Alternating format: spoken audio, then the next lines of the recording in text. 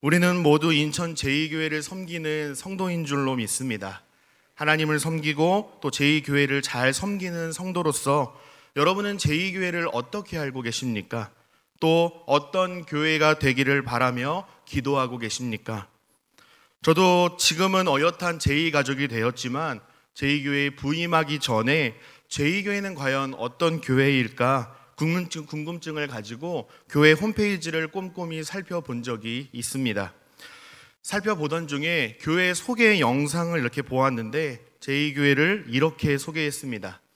인천 시민의 1%를 품고 지역사회를 사랑으로 섬기는 교회, 하나님 아버지의 마음으로 예수님의 사랑을 전하는 교회, 일보다 관계를 소중하게 생각하는 교회, 찬양과 나눔과 섬김이 있는 인천 제2교회입니다 라는 문구였습니다.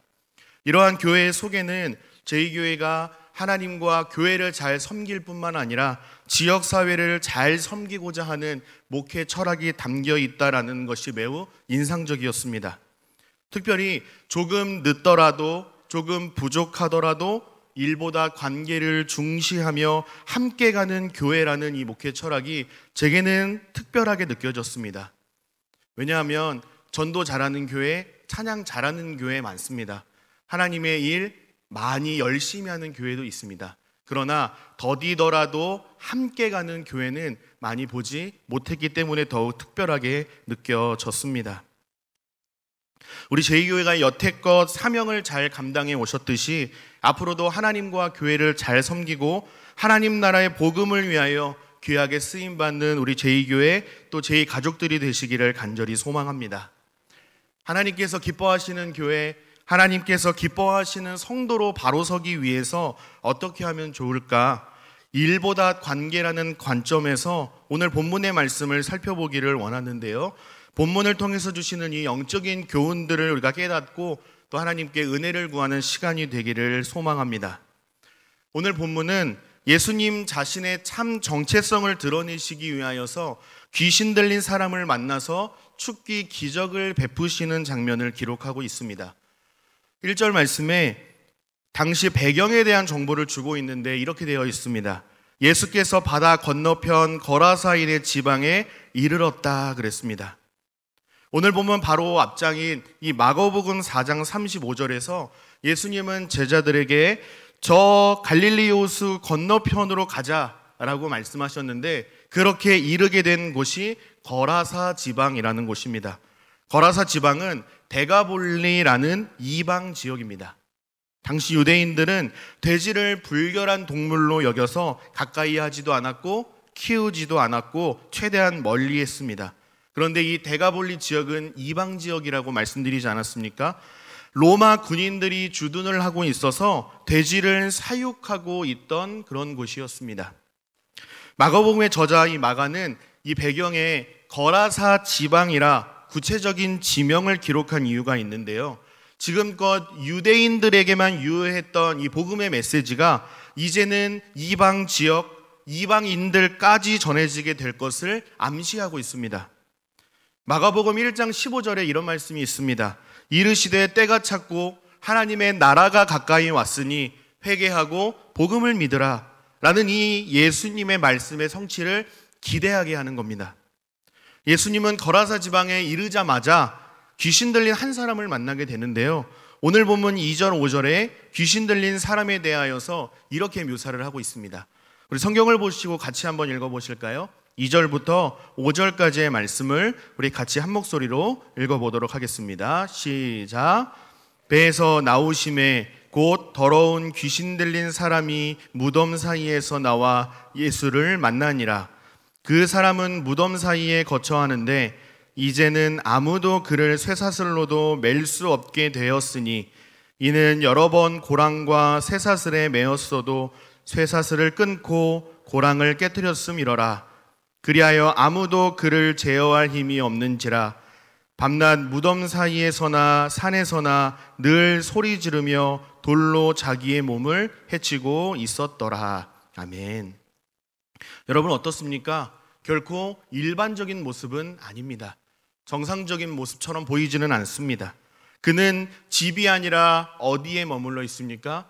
무덤 사이에 머물고 있다라고 말합니다. 가족들과 사회적인 관계로부터 철저히 소외된 듯 보입니다.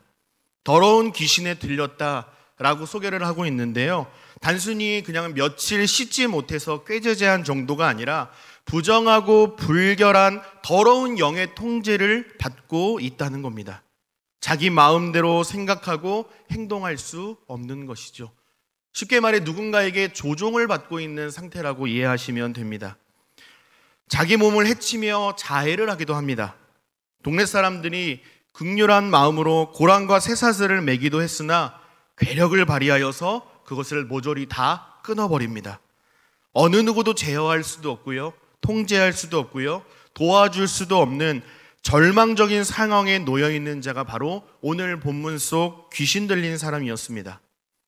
여러분 혹시 귀신 들린 사람 본 적 있으십니까? 네, 통쾌하게 말씀해 주셔서 감사합니다. 그러나 저는 아직까지 한 번도 아직 본 적은 없지만요, 이 세상에 귀신과 눈에 보이지 않는 영의 세력들이 존재한다라는 사실을 저는 믿습니다. 벌써 3년이 넘은 사건인데요, 여러분 혹시 N번방 사건을 기억하고 계십니까?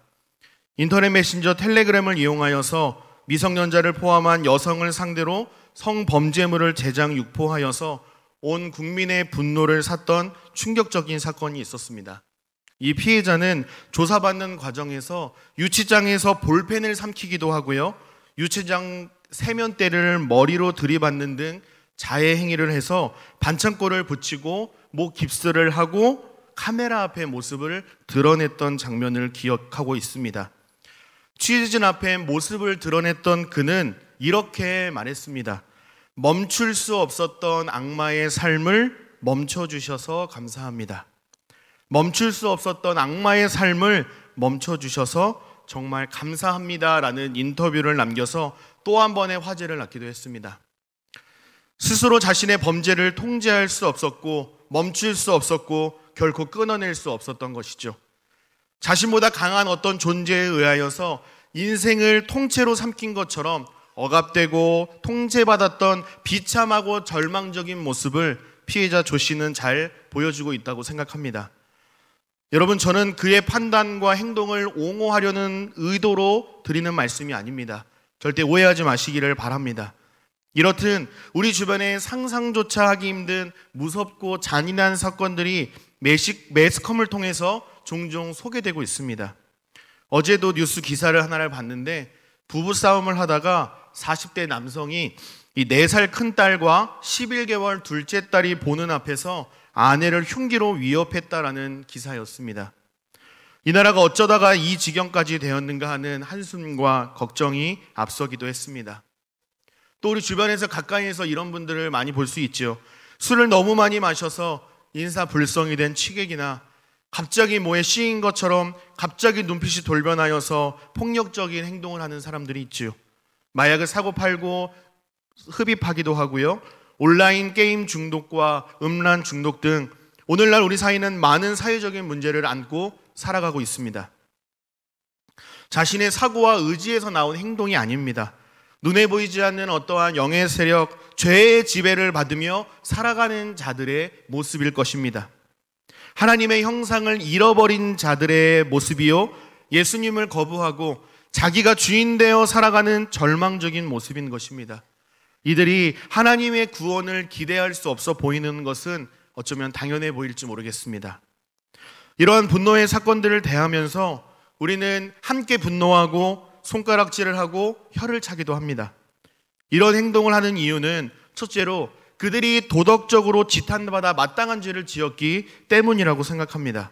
그러나 어쩌면 우리의 내면 한구석에 그래도 저 사람에 비하면 나 정도는 괜찮지, 나 정도면 하나님 앞에 의인이 되지 않을까라는 생각이 혹시 있어서가 아닐까라는 생각이 들었습니다.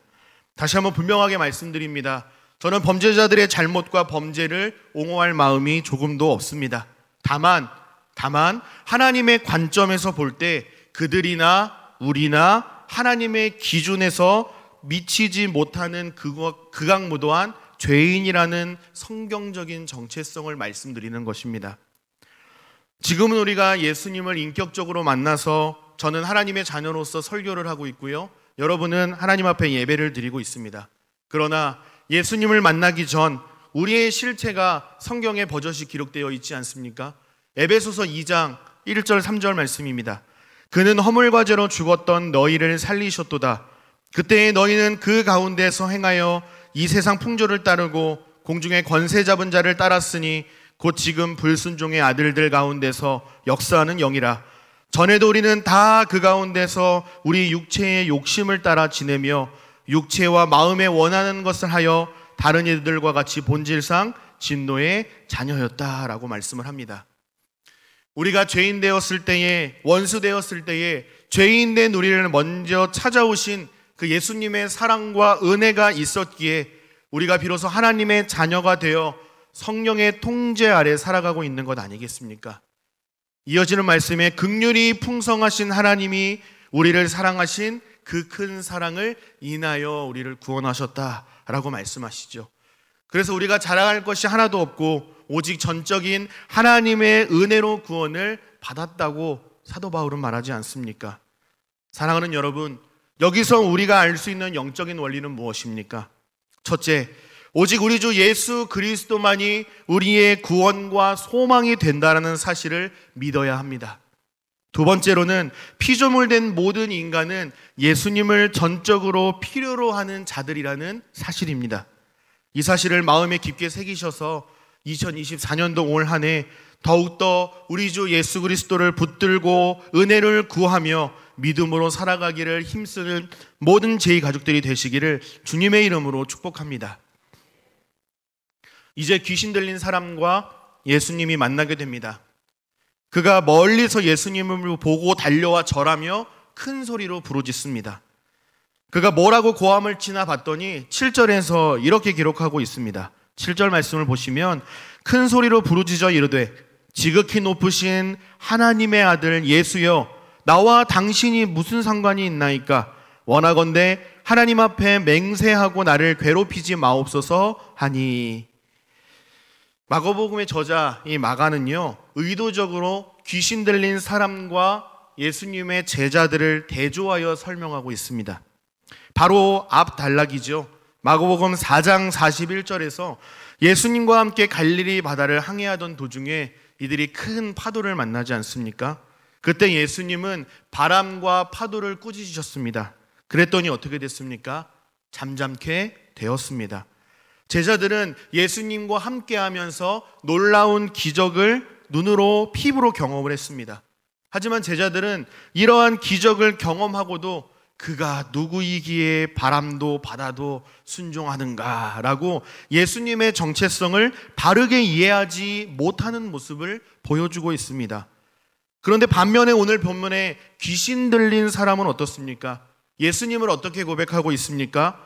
지극히 높으신 하나님의 아들 예수여 라고 고백하고 있습니다. 여러분, 이 대답, 지극히 높으신 하나님의 아들 예수여, 이 대답은 몇 점짜리 대답입니까? 우리가 이해하고 있는 예수님과 몇 프로 닮아 있습니까? 100% 정답 아닙니까? 예수님은 지극히 높으신 하나님이시요 하나님의 아들 예수 그리스도 메시아이십니다. 아멘입니다. 귀신은 지금 예수님의 정체성을 바르게 이해하고 있습니다. 이해할 뿐만 아니라 자신의 입을 벌려 입술로 고백까지 하고 있습니다. 신앙 고백을 하고 있는 것이죠. 그러나 귀신의 모습 또한 100% 온전해 보이지는 않습니다. 왜 그럴까요? 예수님에 대한 고백 이후에 이어지는 질문이 심상치가 않기 때문입니다. 하나님의 아들 예수여, 여기까지는 좋습니다. 그 다음이 어떤지 들어보십시오. 나와 당신이 무슨 상관이 있나이까? 나와 당신이 무슨 상관이 있습니까? 라고 질문합니다. 같은 사건을 다루고 있는 공관복음이라고 하죠. 마태복음과 누가복음에서는 이 부분을 이렇게 이야기했습니다. 때가 이르기 전에 우리를 괴롭게 하려고 여기 오셨습니까? 우리를 괴롭게 하려고 여기 오셨습니까? 라고 질문합니다. 달리 표현하면 아직 때가 되지 않았는데, 여기서 때는 구원의 때, 종말의 때를 말합니다. 아직 종말의 때, 구원의 때가 이르지 않았는데 왜 나를 방해하십니까? 왜 나를 괴롭게 하십니까? 라고 예수님과 예수님의 구원 사역을 철저히 거부하고 있는 모습을 보여주고 있습니다. 정리를 해보면 이렇습니다. 귀신 들린 사람은 예수님이 하나님의 아들이요 메시아요 구원자라는 예수님의 정체성을 잘 알고 있습니다. 입술로도 고백하고 있습니다. 그 고백이 틀리지 않습니다. 정확합니다. 하지만 귀신 들린 사람의 표현에 의하면 예수님이 그 전지전능하신 능력을 가지고 어디에 사용하고 있다라고 말하는 겁니까? 더러운 영에 사로잡힌 사람, 곧 자기 자신을 괴롭게 하는 데에 그 능력을 쓰고 있다라고 지금 필사적으로 예수님을 대적하고 있습니다. 이 또한 예수님을 바르게 이해하지 못하는 걸로 보입니다. 여러분은 예수님을 어떻게 이해하고 계십니까? 단순히 귀신을 쫓으시는 테마사 정도 되시는 분이십니까? 악을 악으로 갚고 죄인들을 못 살게 구시는 분이십니까? 아니면 예수님은 생명의 하나님이십니까? 예수님은 생명의 하나님이 맞으시죠? 죄인된 자들을 불편하게 하시는 것이 아니라 죄인된 자들을 긍휼히 여기셔서 구원하셔서 하나님의 자녀 삼아주시는, 하나님께로 인도하시기를 기뻐하시는 구원자요 메시아이십니다. 이것이 바른 이해죠. 하나님 또한 죽이시는 하나님이 아니라 살리시는 하나님이시지 않습니까? 곧 생명의 하나님이십니다. 자녀들을 구원하시기를 기뻐하시는 하나님이요, 힘들 때 주저앉아 있을 때 우리를 일으켜 주시는 하나님이시요, 눈물을 닦아주시며 하나님께로 나와 예배하기를 기뻐하시는 하나님이시지 않습니까? 아버지 하나님이시죠. 그러나 귀신은 예수님의 존재, 하나님의 정체성을 왜곡하고 있습니다. 왜곡하는 정도가 아니라 오히려 폭력적이고 주변을 어둡게 한다라고 말합니다. 그러나 진짜로 폭력적이고 주변을 힘들게 하는 자가 누구입니까? 더러운 영, 귀신의 영 아닙니까? 그들이 주변을 어둡게 만들고 있습니다. 거라사 지방 전체를 두려움에 떨게 하고 있지 않습니까? 더러운 영의 역사로 말미암아 한 사람의 인생 전체를 삼켜버리는 것을 우리는 본문을 통하여 확인하고 있습니다. 그렇습니다. 사랑하는 여러분, 귀신 들린 사람은요, 예수님에 대한 일부분의 지식을 가지고 있었습니다.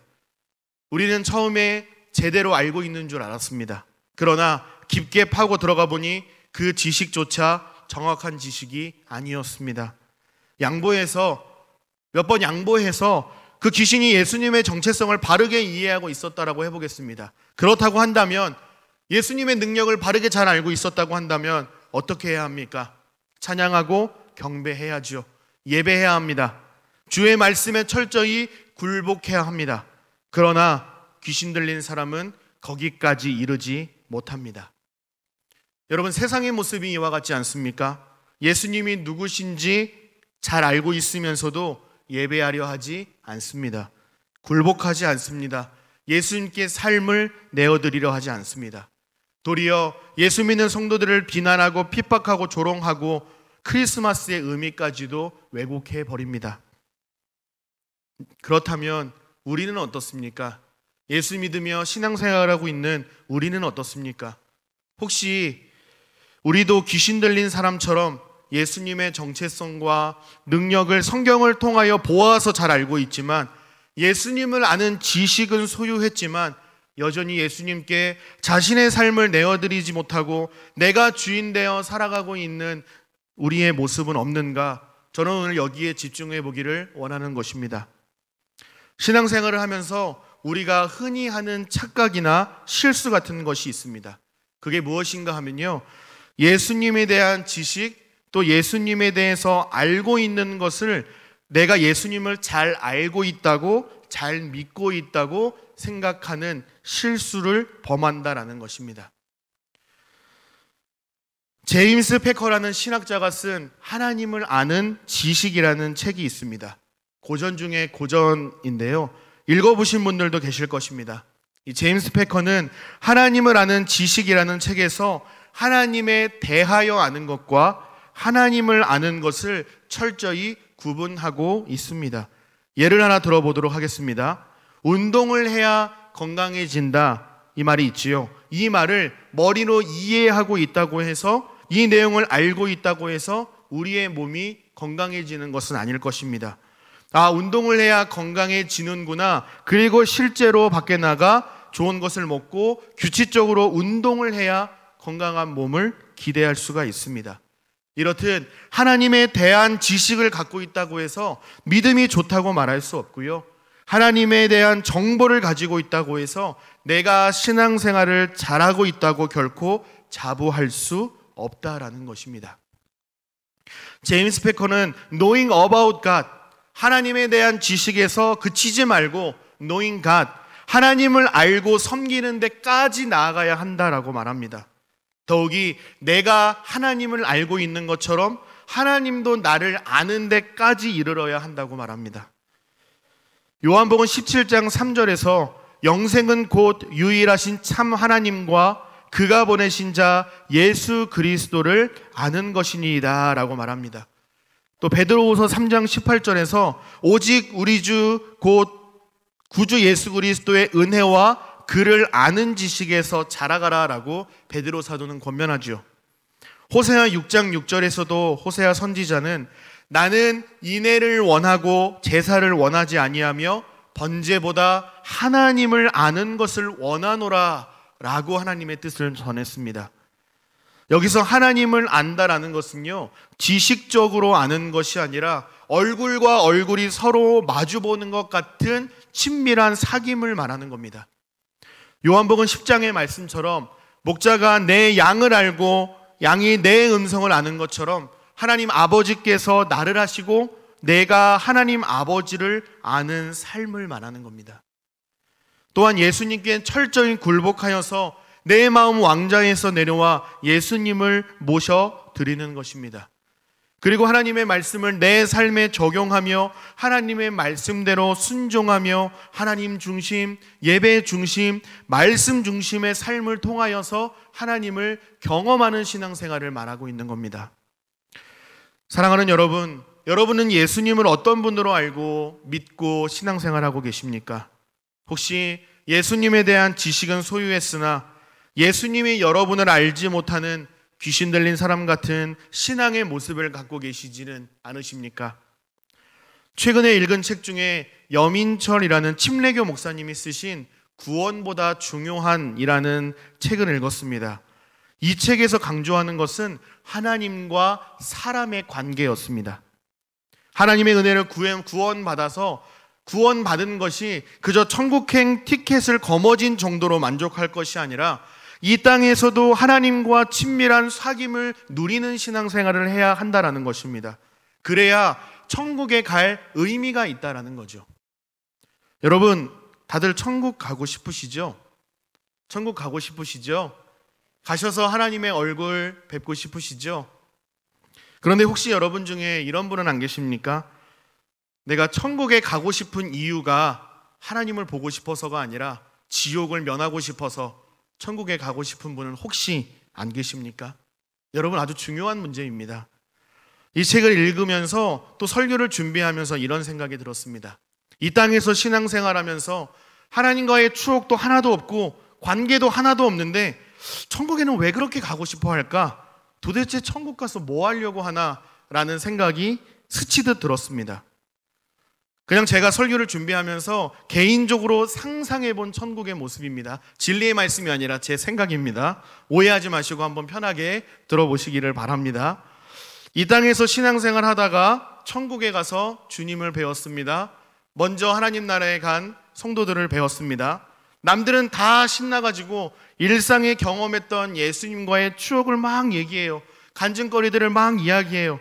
그런데 교회는 열심히 다녔고 교회 일에 열심히 한 것 같은데 내가 할 말이 없는 거예요.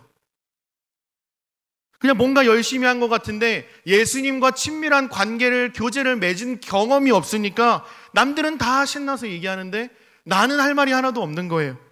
그러면 얼마나 억울하고 슬플까? 어떻게 천국에 보내달라 그래서 가긴 갔는데 그 안에서 나눌 간증이 없고 자랑할 것이 없다면 얼마나 억울하고 슬플까라는 생각이 들었습니다. 여러분은 배우자와 왜 결혼을 하셨습니까? 제가 예그리나 공동체를 담당하면서 종종 그런 질문들을 묻곤 합니다. 여러분은 어떠한 모습을 보고, 배우자의 어떠한 모습을 보고 결혼을 결심하셨습니까? 이런 말씀을 묻고는 합니다. 여러분도 동일하게 어떤 모습을 보고 결혼을 결정하셨습니까? 사랑하니까 결혼하신 것 맞으시죠? 그때는 사랑하셨잖아요. 지금은 아니시지만 그때는 사랑해서 사랑하는 줄 알고 결혼하셨잖아요. 그죠? 어르신 세대는 시대적으로 조금 예외가 있지 않을까 하는 생각이 들기는 합니다. 그러나 대부분은 사랑하니까 결혼을 합니다. 데이트하다가 집 앞에 데려다 주면서 헤어지기 싫고 더 많은 시간을 함께 보내고 싶으시니까, 그러니까 결혼하신 것 아닙니까? 그런데 만약에 사랑하지도 않고 상대방에 대하여 더 알고 싶지도 않고 같이 있고 싶지도 않은데 결혼해서 뭐 할까요? 그 결혼 생활이 과연 행복할까요? 아니죠. 예수님과 인격적인 만남, 친밀한 교제가 없는 신앙생활이 이와 같지 않은가 한번 점검해 보자라는 겁니다. 구원은 천국 가는 것이 전부가 아니라 하나님과의 관계입니다. 관계의 핵심은 사랑입니다. 하나님을 믿는다라는 것은 내가 주를 위하여 열심히 하겠습니다라는 마음도 표현되지만요, 핵심은 하나님을 믿는다라는 것은 하나님을 사랑한다라는 말입니다. 여러분, 하나님 사랑하십니까? 그러면 천국 가실 준비가 되신 겁니다. 이 땅에서 하나님께서 예수님을 사랑하신 것처럼 우리도 예수님을 통해 하나님과 사랑의 관계를 맺고 믿음과 사랑 안에서 신앙생활 하다가 천국에 가서 주님을 만나 영원토록 사랑하는 것이야말로 천국에 갈 의미와 이유가 있지 않을까요? 사랑하는 재해가족 여러분, 혹시 책상에 앉아서 수영을 훈련하는 것으로 만족하는 수영선수 같은 그러한 신앙생활을 하고 있지는 않은지, 성경을 읽고 필사도 하고 큐티도 하고 교리도 공부하면서 나는 하나님을 잘 알고 있다라고 자부하지만 예배의 자리, 기도의 자리, 말씀의 자리에, 그리고 말씀 읽고 묵상하며 순종하는 경건에 이르는 훈련에는 소홀하지는 않았는지 예수님과의 관계를 스스로 한번 점검해 보시기를 바랍니다. 죄인된 우리를 먼저 찾아오셔서 손 내밀어 주시는 예수님의 손을 다시금 꼭 붙잡고 주님과 친밀한 사귐을 누리는 신앙생활을 하실 수 있기를 예수님의 이름으로 축복합니다. 간절히 바라기는 우리 모든 제2 가족들이 우리의 소망이요 참 구원자 되시는 예수 그리스도라는 지식과 믿음과 신뢰가 날로 더 깊어지기를 기도합니다.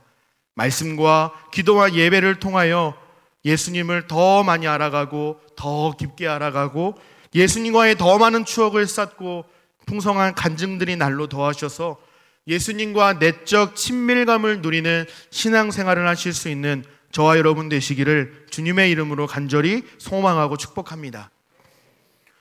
8절 이하의 내용은 여러분이 잘 아시는 말씀이라 간략히 정리하겠습니다. 예수님은 더러운 귀신 들린 사람에게 그 사람에게서 나오라 라고 명령하십니다.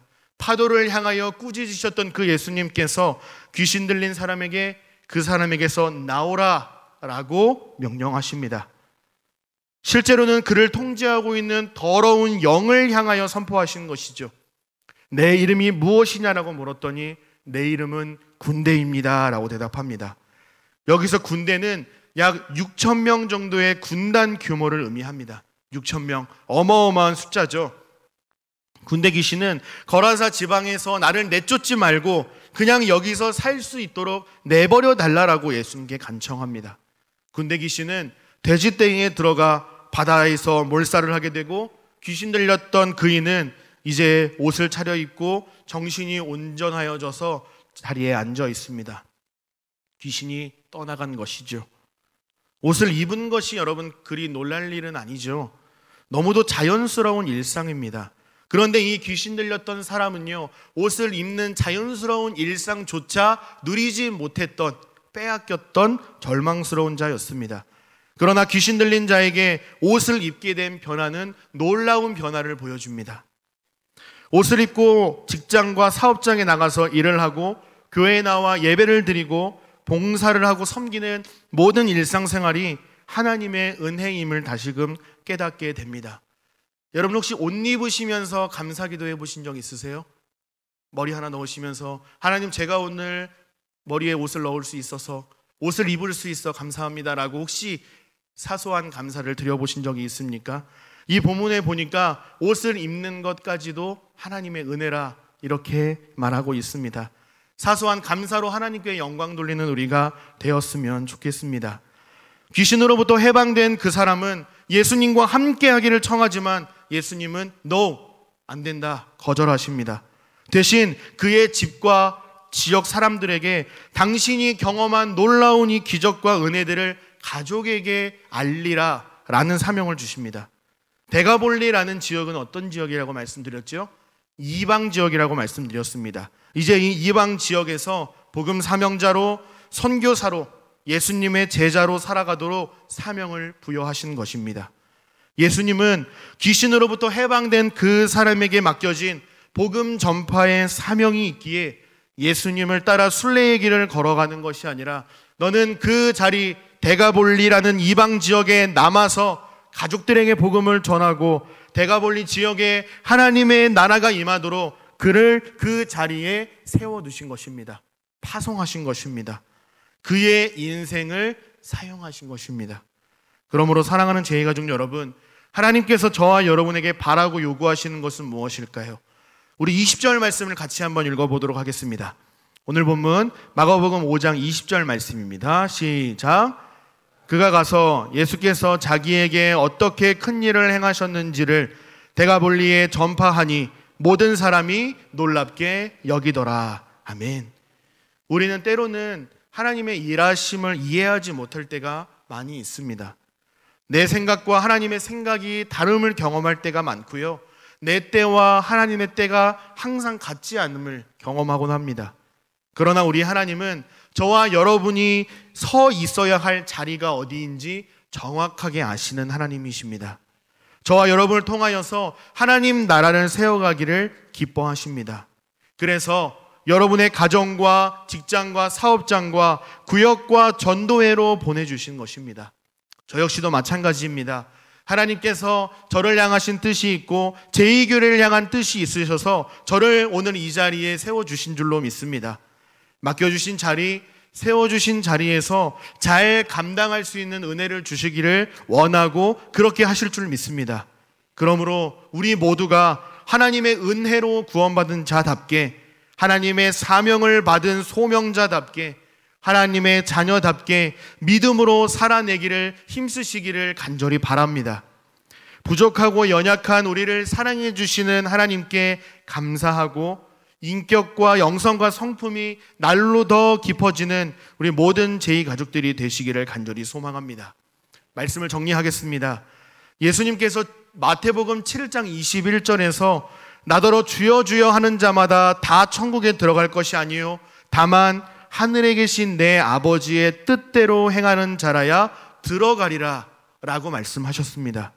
이어지는 22절에서는 그때에 내가 그들에게 밝히 말하되 내가 너희를 도무지 알지 못하니 불법을 행하는 자들아 내게서 떠나가라 하리라 라고 분명히 말씀하셨습니다. 귀신 들렸던 사람은 예수님에 대한 소식, 정보는 가지고 있었으나 예수님께 합당한 반응을 보이지 않았습니다. 예수님께 굴복하기를 거부했고 그의 위엄과 능력에 걸맞는 경배를 드리지 않았습니다. 신뢰하지도 순종하지도 않았습니다. 우리에게는 이와 다른 모습이 있어야 할 줄로 믿습니다.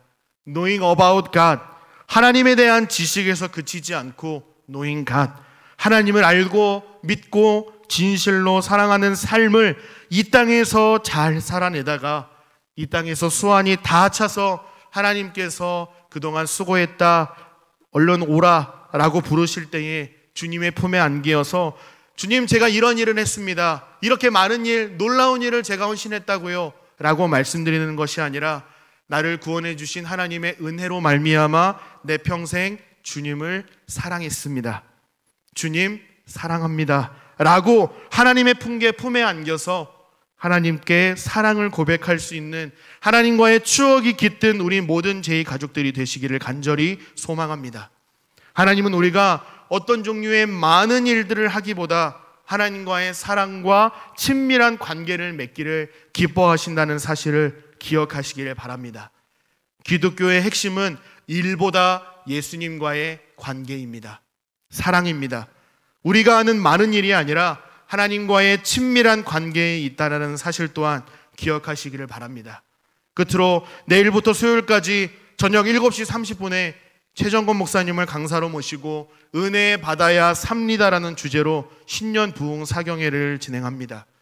부흥 사경회를 통해서 뜨겁게 찬양하고 은혜의 말씀도 함께 듣고 나누며 간절히 기도함으로써 우리가 하나님을 더 알아가고 그래서 하나님 앞에 더욱더 성도답게 하나님의 자녀답게 살아갈 수 있는 방법과 은혜들을 공급받고 교만해지는 것이 아니라 더욱더 겸손하여져서 날마다 하나님을 의지하며 평생 하나님만을 사랑하며 살아갈 수 있는 그 은혜를 부어주시기를 주님의 이름으로 간절히 소망하고 축복합니다.